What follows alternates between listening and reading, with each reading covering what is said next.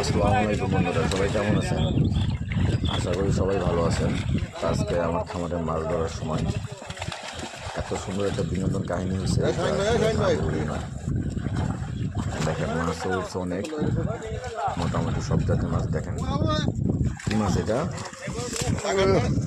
এটা হচ্ছে সাকার ফিশ।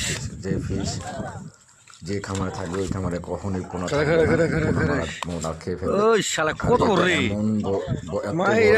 সাকার ফিশ যে কোনো বড় মাছ তার কাছে খাওয়া কোনো ব্যাপারই না। এই মাছটা খুবই খারাপ।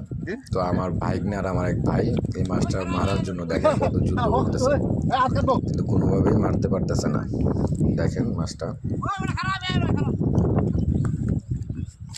অনেক বড়।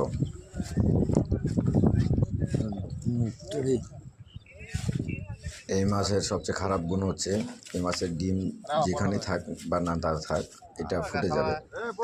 আর এটার মুখটা দেখছেন, দেখেন মুখটা দেখেন, মানে যে কোনো মাছ মানে ওর কাছে কিছু নেই। তো দুজনে মিলে এই মাছটা মারার জন্য দেখেন কত পরিমাণ যুদ্ধ করতেছে।